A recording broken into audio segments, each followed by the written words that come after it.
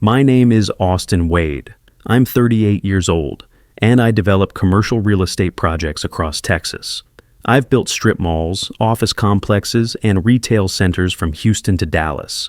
Currently, I'm overseeing a $12 million mixed-use development in downtown Austin, 3 floors of retail space topped by luxury condos that'll sell for 7 figures each.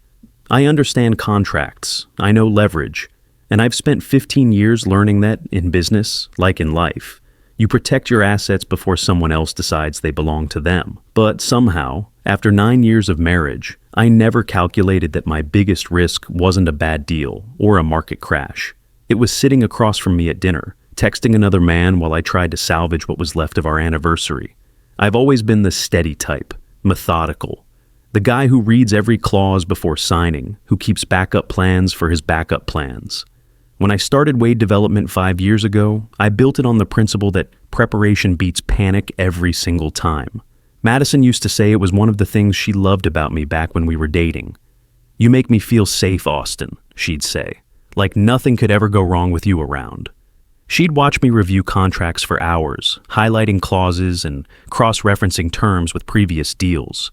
Most people would find it boring. Madison said it was sexy watching someone who actually knew what they were doing. Back then, she'd bring me coffee while I worked late, curl up next to me on the couch while I explained zoning regulations and profit margins. Turns out, feeling safe and actually being safe are 2 very different things. Our 9th anniversary was supposed to be a reset. We'd been going through what Madison called a rough patch for the better part of a year. I'd been working 18-hour days on the downtown project, coordinating with city planners, managing contractors, dealing with the endless bureaucracy that comes with urban development. And I thought she'd been managing her yoga studio and figuring herself out. That's what she told me anyway. The Serenity Flow studio had been Madison's dream project. We'd used a chunk of my savings to help her lease the space 2 years ago. A converted warehouse in East Austin with exposed brick walls and floor-to-ceiling windows. She'd put her whole identity into that place, hiring instructors, building a community, posting constantly on Instagram about mindfulness and authentic living. I supported it completely. Hell, I was proud of her. While I was building structures you could see from the highway, she was building something that genuinely helped people. At least, that's what I told myself during the months when the studio barely broke even and I covered the mortgage alone. So I made reservations at Copper and Kings, this upscale sports bar we used to hit when we were younger. Not romantic in the traditional sense, but it was our place. Pool tables, craft beer, good steaks, and enough noise that you could actually talk without feeling like every word was being judged by the couple at the next table. We'd spent hours there during our engagement, planning our future over loaded nachos and local IPAs. I should have known something was wrong the moment we sat down. Madison kept checking her phone. Not the casual glance everyone does, but that focused, secretive checking where you angle the screen away and smile at whatever you're reading. Every buzz, every notification, and her attention was gone. "Work stuff?" I asked, trying to stay casual while cutting into my ribeye. "Just the studio," she said, not looking up. "Riley's covering tonight, but you know how it is." I didn't know how it was. Madison's sister Riley had been helping at the yoga studio for months, essentially managing the front desk and handling scheduling. From what I could tell, she had things pretty well handled. Riley was organized, responsible, and genuinely cared about making the business work. If anything, the studio ran better when she was there. But I let it slide. Anniversary dinner, keep the peace, try to reconnect.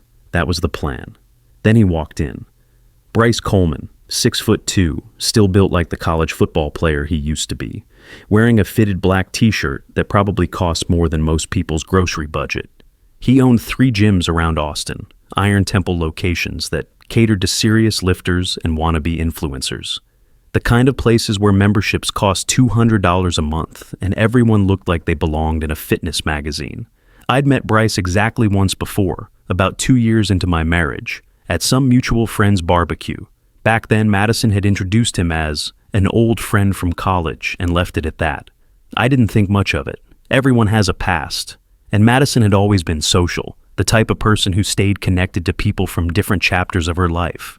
But the way Madison's face changed when she saw him walk into Copper and Kings, that wasn't the look you give an old friend you haven't seen in years.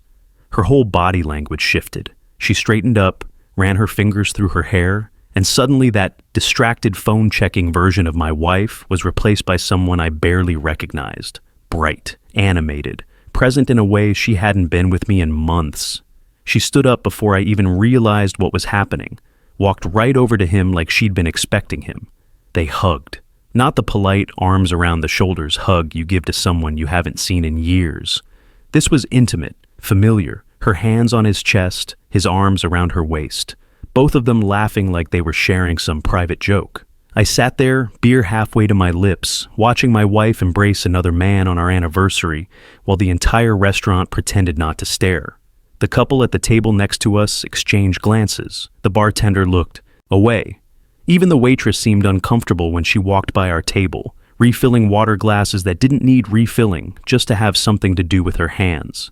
They talked for maybe 5 minutes. 5 minutes of animated conversation, Madison touching his arm when she laughed, that bright smile I hadn't seen directed at me in months. Her laugh was different too, lighter, more genuine than the polite responses I'd gotten used to at home. And the whole time, I just sat there, calculating, processing, trying to figure out what exactly I was looking at. When Madison finally came back to the table, she was glowing.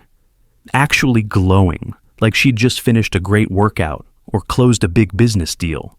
The energy radiating off her was infectious. I could see other patrons glancing her way, drawn to whatever had lit her up. "Sorry about that," she said, not sounding sorry at all. "That was Bryce. You remember Bryce, right? We went to college together." "I remember." I kept my voice level, professional, the same tone I used with contractors who were trying to explain cost overruns. "He was just telling me about this new location he's opening in South Austin, right off Lamar. Isn't that exciting? He's expanding the Iron Temple brand. Says the area's really taking off for fitness businesses." She was talking fast, words tumbling over each other in a way that meant she was either genuinely excited or trying to fill silence that felt dangerous. I'd heard this pattern before, usually from investors who were overselling properties they knew had problems. I nodded, took a sip of my beer, watched her pick at her salad while typing something under the table. Her phone was face down next to her plate, but I could see the screen lighting up every few seconds. "Madison?" She looked up, and for just a moment, I saw something like guilt flash across her face. Quick, there and gone, but I'd spent 15 years reading people across conference tables. I knew when someone was hiding something. Who are you texting?" "Just Riley. I told you she's covering the studio tonight, and there's this whole situation with the evening classes. One of our instructors called in sick, and we had to shuffle the schedule around. You know how it is with the evening crowd? They get really particular about their routine."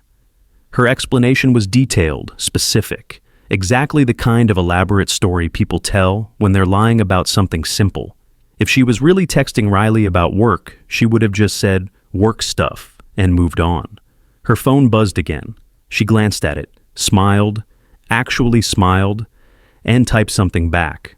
Fast, like she knew exactly what she wanted to say. That's when I knew. Not suspected, not worried, but knew with the same certainty I used to evaluate a property deal. The numbers weren't adding up. The story had holes. And my wife was lying to my face on our anniversary. "I'm going to the bathroom," I said, standing up and folding my napkin. "Okay." She was already looking at her phone again. I walked toward the back of the restaurant, past the pool tables where a group of tech bros were arguing about cryptocurrency over craft beer. But instead of turning left toward the restrooms, I turned right and headed for the exit. I needed air. I needed space to think. And I needed to figure out what the hell was happening to my marriage.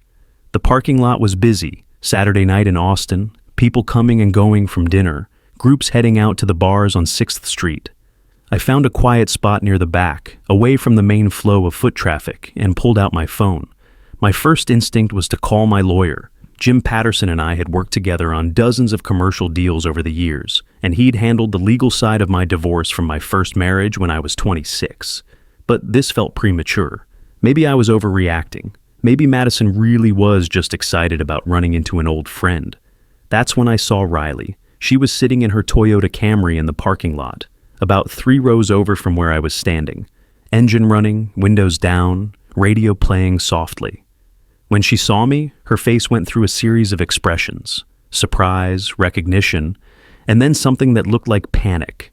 She turned off the car, got out. Riley had always been the more honest of the two sisters, the one who couldn't lie convincingly if her life depended on it. She was 28, 5 years younger than Madison, and she had this earnest, straightforward way of approaching the world that made her terrible at deception. Right now, she looked like she was about to be sick. "Austin, what are you doing out here?" "Getting some air. What are you doing out here?" She looked back toward the restaurant, then at me, then down at her hands. She was wearing the Serenity Flow Studio t-shirt she always wore when working the front desk, and her hair was pulled back in the messy bun that meant she'd come straight from work. "I thought you two were having dinner." Were. I just needed a minute." I studied her face. "Riley, what's going on?" "What do you mean?" "You're sitting in your car outside the restaurant where your sister and I are having our anniversary dinner. Either this is a very strange coincidence, or there's something you're not telling me." She closed her eyes for a moment, took a deep breath like she was preparing for something difficult. "Austin, I think we need to talk." "About what?" "About Madison, about tonight, about all of it." She pulled out her phone, opened her messages. Her hands were shaking slightly and she kept glancing back toward the restaurant like she was afraid someone might see us talking. "Before I show you this, I need you to know that I tried to talk her out of it. I told her this was wrong, that she was making a huge mistake. But Madison, when she gets an idea in her head, you know how she is." I knew exactly how she was. Madison had that same stubborn streak that made her pour everything into the yoga studio, even when the numbers didn't make sense. The difference was, this time her determination was aimed at destroying our marriage instead of building something. Riley turned the screen toward me. What I saw changed everything. Screenshots. Dozens of them. Text conversations between Madison and Bryce going back the weeks. The timestamps showed they'd been talking constantly. Morning texts, lunch break conversations, late-night exchanges when I thought Madison was asleep next to me. I scrolled through message after message. Madison complaining about how boring our life had become, how predictable our routine was, how I was always working, always focused on contracts and deadlines and profit margins instead of really living. "Sometimes I feel like I'm married to a business plan instead of a person," she'd written to Bryce 3 weeks ago. "You deserve someone who sees how amazing you are," he'd replied, "someone who appreciates what they have." The conversation got more intimate from there. Madison sharing details about our relationship that should have stayed private. Bryce encouraging her to stop settling and take control of her happiness. And then I found the planning messages, the ones about tonight. "He's taking me to Copper and King's for our anniversary. Can you believe it? Same place we used to go when we were engaged. It's like he has zero imagination." "Perfect. I'll show up around 8:30. You do your thing, I'll do mine. By the end of the night, he'll be ready to sign whatever papers you put in front of him." "You really think this will work?" "Trust me, guys like Austin, they don't fight for what they love. They just accept whatever happens and move on. He'll make it easy for you. Probably try to negotiate the terms like it's some kind of business deal." "That's exactly what he'll do." God, how did I not see it before? Everything's a transaction with him. I scrolled further, finding more details about their plan. How Madison would use tonight as the emotional breaking point. How she'd paint me as cold, distant, obsessed with work. How she'd ask for a separation and walk away looking like the victim while I looked like the villain who let our marriage fall apart. It was all scripted. Every complaint she'd made over the past few months, every argument about my work schedule, every time she'd accuse me of caring more about my projects than our relationship. It was all set up for this moment. Riley was watching my face while I read. "Austin, I'm so sorry. I didn't know how to tell you. Madison swore me to secrecy, and she's my sister. But watching her plan all this, it felt wrong." I handed her phone back. "How long have you known about this?" "A few weeks, maybe a month. Madison asked me to cover the studio tonight, but when I pressed her about why she needed the night off, she never takes anniversary dinners off work," she eventually told me. "Not everything, but enough." "And you've been carrying this around for weeks?" Riley nodded, looking miserable. "I kept hoping she'd change her mind, or that maybe you'd figure it out on your own and call her on it. I even tried dropping hints, asking how things were going between you two, hoping you'd pick up on something being wrong. I thought back over the past month. Riley had been asking more questions about our relationship, offering to help with projects at the house, staying later at the studio, even when Madison told her she could leave early. I'd assumed she was just being supportive. "There's something else," Riley said. "About your prenup." I looked at her. Madison's been talking to a lawyer, some guy named Kevin Morrison who specializes in challenging prenuptial agreements. She thinks there's a way around the loyalty clause because you've been working so much. Emotional neglect or something like that. She's planning to argue that you violated the marriage contract first by prioritizing work over the relationship. The loyalty clause. I'd almost forgotten about it. 3 years ago, after a particularly bad fight about money and priorities, Madison and I had updated our prenup. It was her idea, actually. She wanted protection, security, clear guidelines about what would happen if either of us decided to walk away. The original agreement we'd signed before getting married was basic, just asset protection in case things went south. But the updated version was more comprehensive. Madison had insisted on clauses about emotional support, time commitment, and mutual respect. And buried in that document was a provision I'd insisted on, a loyalty bonus that protected our shared assets if either party engaged in emotional or physical infidelity. At the time, Madison had laughed about it. "Fine, but it goes both ways," she'd said. "If you ever cheat on me, I get everything. But if I cheat on you," she'd shrugged. "Well, I guess you get to keep your precious real estate empire." I'd agreed because I had no intention of cheating. I love my wife. I was building a life with her. The clause was just insurance, like earthquake coverage on a building, something you hope you never need but you're glad to have if disaster strikes. Insurance I was about to need. "Riley, I need you to send me those screenshots." "Austin, I don't want to get in the middle of..." "You're already in the middle. Madison made you part of this the moment she asked you to lie for her." Riley nodded reluctantly. She forwarded me everything. Messages, timestamps, even a few photos Madison had sent of herself, getting ready for our anniversary dinner. Photos that were clearly meant for Bryce, not for social media. I stood there in the parking lot, looking at 9 years of marriage reduced to evidence on a phone screen.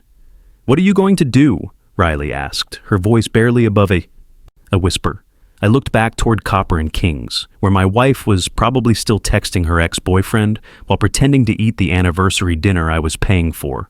The irony wasn't lost on me. Madison had always accused me of treating everything like a business transaction, and now I was about to prove her right. "What I always do," I said, "protect my assets." I walked back into the restaurant. Madison was exactly where I'd left her, texting and smiling. She looked up when I sat down, and for a split second, I saw her trying to read my expression. But I'd spent 15 years negotiating deals with people who were trying to take advantage of me. My poker face was well developed. "Feel better?" she asked, setting her phone face down on the table. "Much better," I said, cutting into what was left of my steak. Actually, I ran into Riley outside. Madison's hand paused halfway to her water glass. "Riley?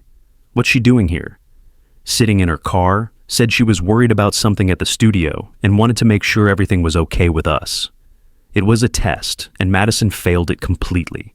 Instead of confusion or concern about why her sister would be lurking in a parking lot, she looked relieved, like I'd just confirmed that her alibi was still intact. "Oh, well, you know, Riley, she worries too much. I told her everything was fine, but she's still learning the business side of things." I nodded and finished my dinner, made small talk about the food, the atmosphere, how nice it was to get out together. Acted like nothing had happened, while my wife continued checking her phone every few minutes. When the check came, I paid it without complaint, tipped well, helped Madison with her jacket, played the role of the attentive husband, while mentally cataloging every lie she'd told over the past 2 hours. The drive home was quiet. Madison stared out the window, probably rehearsing whatever speech she'd been planning to give me.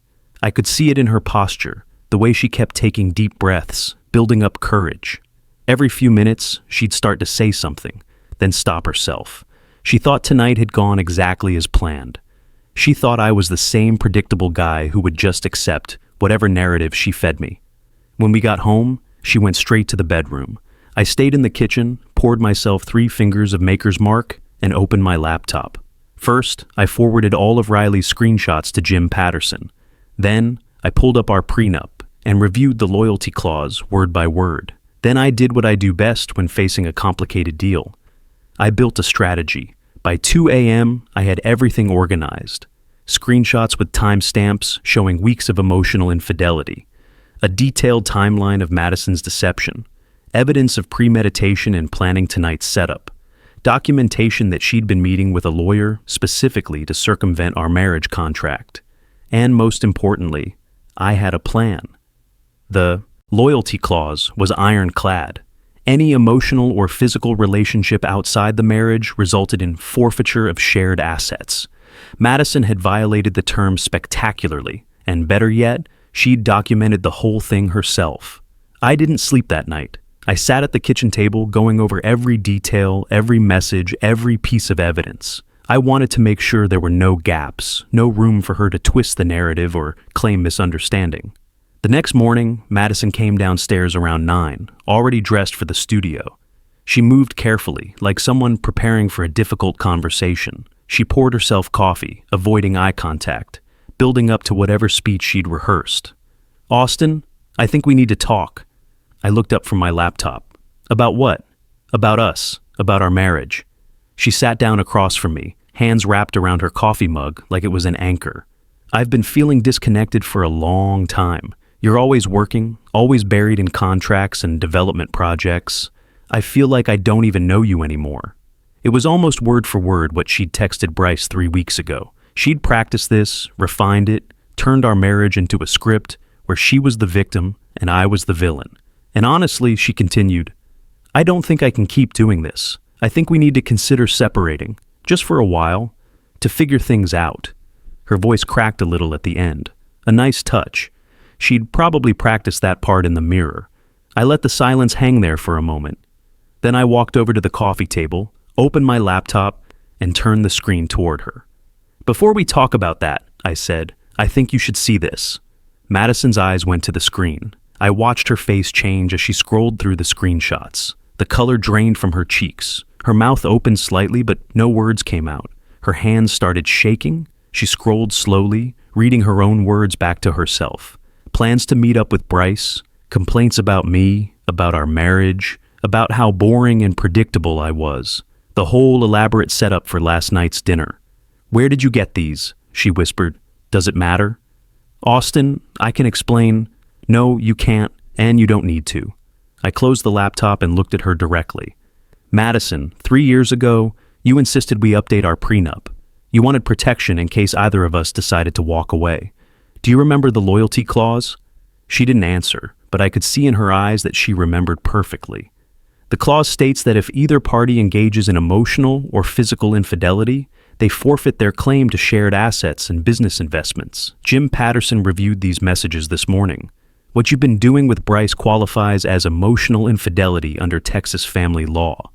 I stood up, refilled my coffee, and continued in the same calm tone I used for contract negotiations. "You wanted a separation, Madison. You're going to get one, but it's not going to look the way you and Bryce planned it." Madison tried to speak, tried to say it didn't mean anything, that it was just messages, that she never actually did anything physical. But we both knew that wasn't true, and more importantly, the prenup didn't require physical infidelity. Emotional betrayal, intent to deceive, planning to leave under false pretenses. It was all there, spelled out in legal language that left no room for interpretation. I told her she had until the end of the week to move out. I didn't yell, I didn't curse, I didn't even raise my voice. I just stated the facts the same way I'd present a development proposal to a city planning committee. She left the room without another word. Over the next few days, I watched everything unravel exactly as I'd predicted. Madison tried calling Bryce, probably hoping he'd step up and support her through this. He didn't answer. Turns out when the fantasy becomes reality, and there are actual consequences involved, people like him disappear fast. His Instagram stories showed him partying at some club downtown the same night Madison was packing boxes. Riley reached out to apologize again. She said she'd tried to warn Madison months ago that this was a bad idea, that playing games like this would backfire spectacularly. Madison hadn't listened. She'd been so confident in her plan, so sure that I'd just roll over and accept whatever narrative she fed me. But here's what she didn't understand. I've spent 20 years analyzing risk in commercial real estate. I've built a career on preparing for variables that most people don't even see coming. When I felt things shifting in our marriage, when I sensed something was off, I didn't ignore it. I documented it. I protected myself. The prenup wasn't just a piece of paper, it was insurance, and now it was paying out exactly as intended. By Friday, Madison was gone. She packed her personal belongings, took what was legally hers, and left. The yoga studio was in her name from before we got married, so she kept that. Everything else, the house, the investment accounts, the commercial properties I developed during our marriage, stayed with me. No dramatic exit, no final confrontation, just silence and the sound of a moving truck pulling away from my driveway.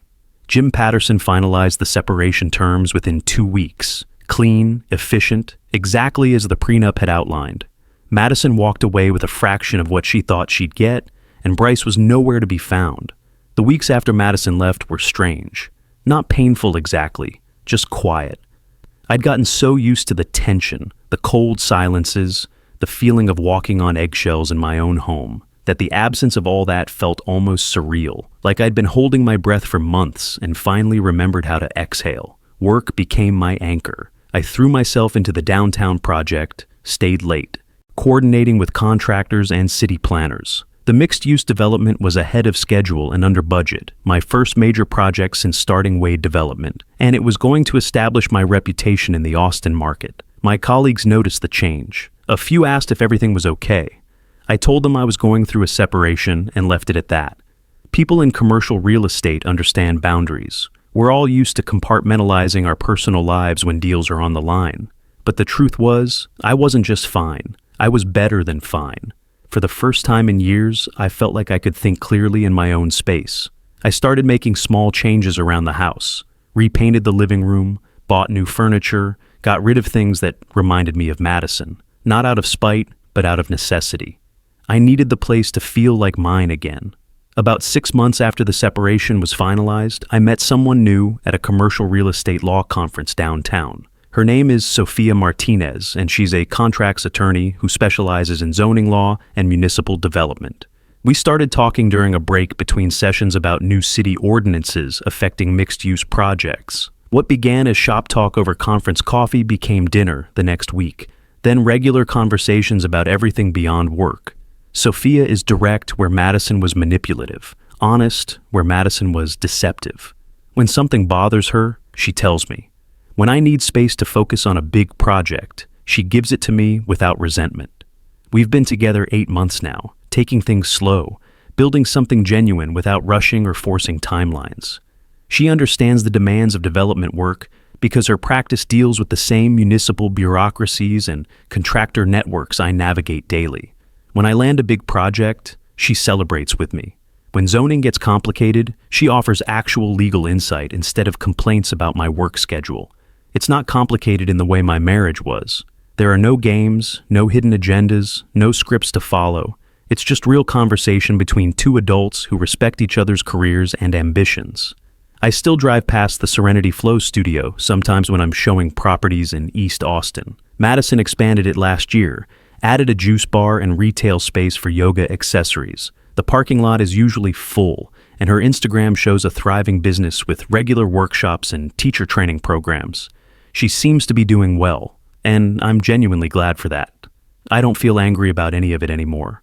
Madison made her choices, faced the consequences, and moved on. Same as me. The difference is, I moved on with my integrity and my assets intact.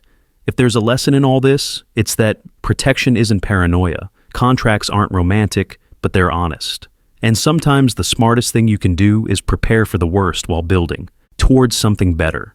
Madison taught me that some people will lie to your face while planning to destroy what you've built together. Riley taught me that truth-telling, even when it's painful, is the foundation of real relationship. And Sophia is teaching me what it looks like to build something lasting with someone who actually values what you bring to the table. That anniversary dinner at Copper and King's was supposed to be about saving my marriage. Instead, it became about saving myself. Madison wanted to play games with predetermined outcomes. I just refused to lose.